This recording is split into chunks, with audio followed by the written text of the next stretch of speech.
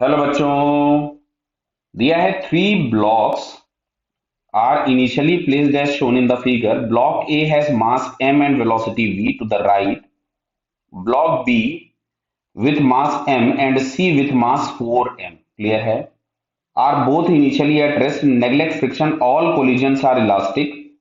Then find the velocity of block A. Clear है?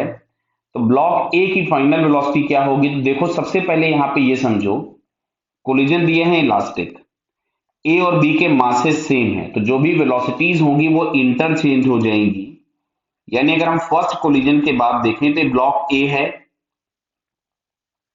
ये rest पे आ चुका होगा, और ब्लॉक बी जो है ये वी वेलोसिटी से आगे बढ़ जाएगा। क्लियर है? इसका मास भी एम है क्योंकि, और यहां पे जो दिया गया है ब्लॉक सी, इसका मास दिया गया है 4m, ये अभी रेस्ट पे है।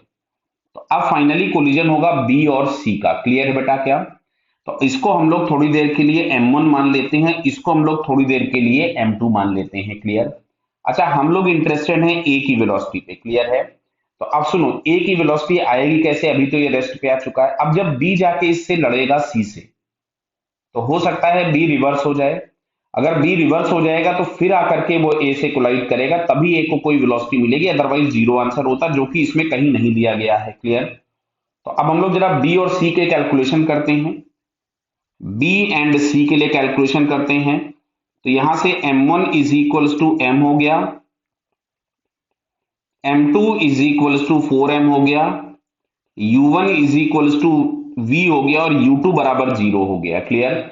और हम लोग इंटरेस्टेड v1 में ही है, क्योंकि c कहां गया उसके बारे में हमसे पूछा नहीं गया है।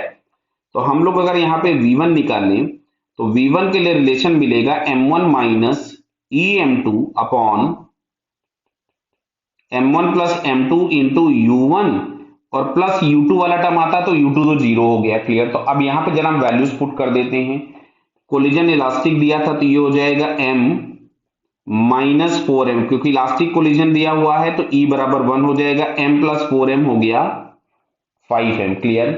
तो अब अगर हम इसको सॉल्व करें तो मिल रहा है minus of 3m upon 5m into वी, तो मिल रहा है माइनस ऑफ 0.6v। क्लियर है?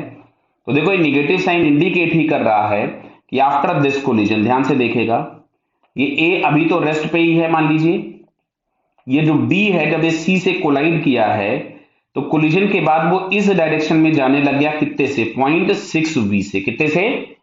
0.6v से। और ये जो ब्लॉक दिया गया था आपके पास 4m, ये आगे की तरफ में जा रहा होगा, किसी वेलोसिटी से, चाहिए होगा तो निकाल सकते, बट अभी हमको कोई रिक्वायरमेंट नहीं है, क्वेश्चन में तो हम नहीं निकालेंगे।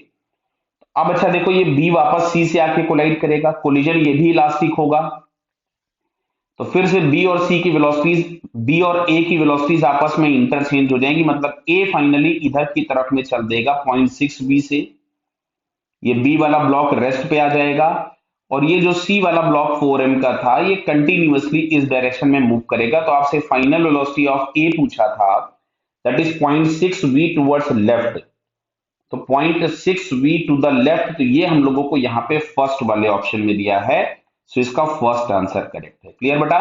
Okay, all the best.